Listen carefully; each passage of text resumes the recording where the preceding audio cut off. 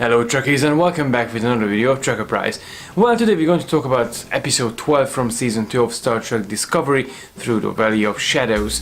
Well, this episode was absolutely amazing and it was kinda average at the same time.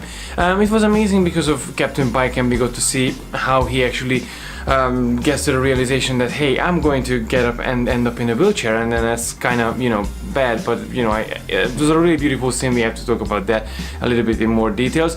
And obviously we got to see a couple of other things regarding to Star Trek Discovery itself, L'Rell, the D7, and the whole time crystal thing. And also in this episode we got to see Michael and Spock going into a kind of a mission to finding out what's happening with the Section 31 ship, who forgot to check in 10 minutes or so.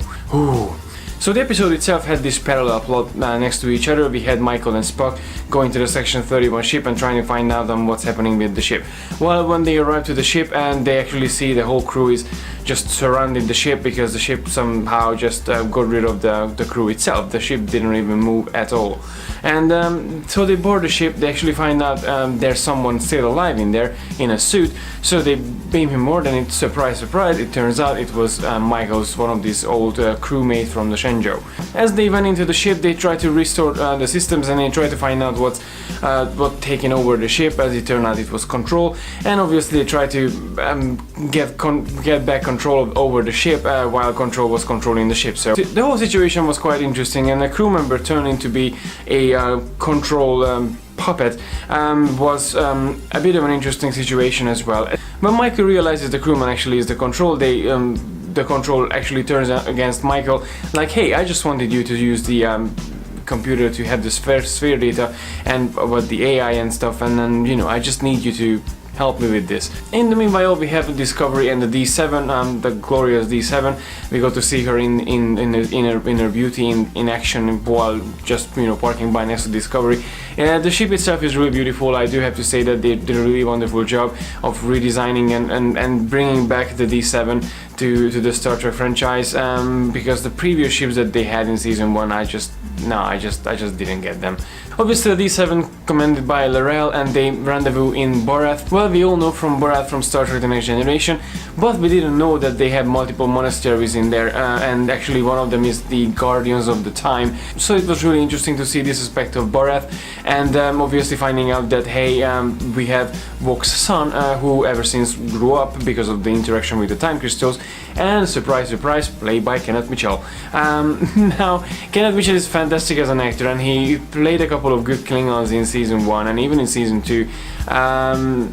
But I wish they will give him a different race as well in the future, because he's just like, he's gonna be the all-rounder Klingon in Discovery, and I know he's capable of more. So yeah, give him some Romulan or Tellarite or Andorian or whatever, because we got to know him as a Klingon now, so he has to move on.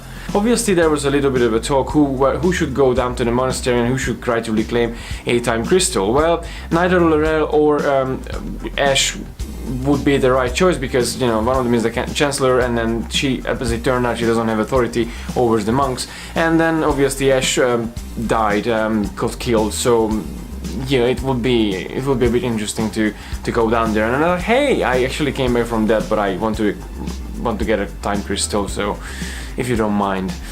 Captain Pike volunteers to go down to the planet, and he actually gets along very well with the Klingons. The main monk of the Time Guardians actually show him to the time crystal chamber, which actually I quite liked. So it was really interesting to see that actually there's a chamber that they grow time crystals.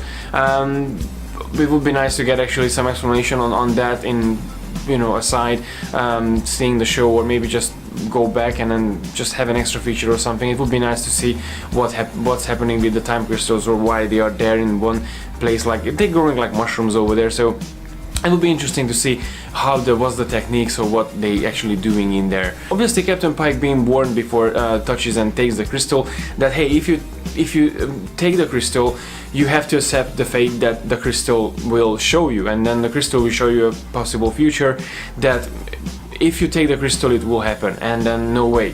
to change it actually. So it was really interesting to see that Captain Pike obviously concentrating on the mission and having the whole humanity, the fate of the whole humanity and the whole sentient life in the galaxy on his shoulder. He had this crystal experience.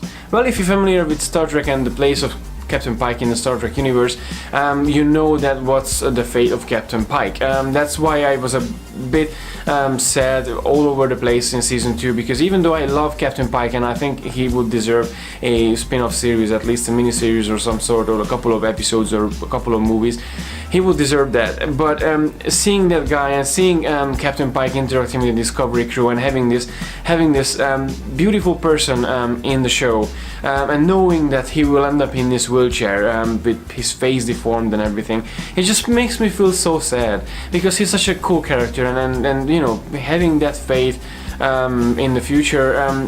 But the funny thing is that Anson Mount did a fantastic job with this performance in that one scene.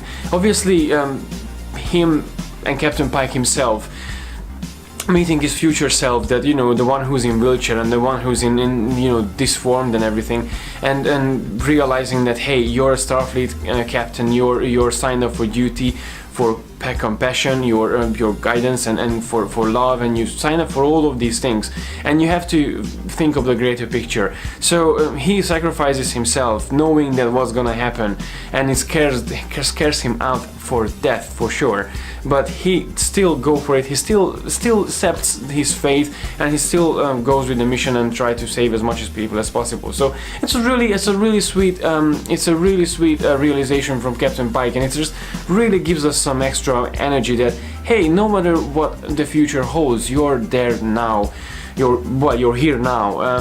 You have to act on your best abilities, and it might happen in the future, it will happen in the future because I signed up for it now, but there's still nothing that I can do now, and I have to do something now. I have to fulfill my life as much as I can. Having this little interaction with Captain Pike and having his realization channeled through this episode was absolutely beautiful. Obviously, by the end of the episode we find out that, hey, the AI and all the Section 31 ships are basically controlled by the Control, and they hunting against Discovery, because Discovery is the only place who actually we have the AI technology stored into the Discovery itself. So in the next episode we're going to see probably some bit of a chase going on. As a lot of you already seen, there's gonna be a bit of a surprise from the Enterprise bridge, and I'm really looking forward to that too. So I'm really looking forward to see and hear your opinions about this episode 12, Through the Valley of Shadows. Please let me know your thoughts about this episode in the comment section below, and I'm looking forward to have a discussion with you guys. As always, thank you very much for watching. Please don't forget to like and share the video, and don't forget to subscribe to receive all the geekiness every week. And until next time, live long and prosper.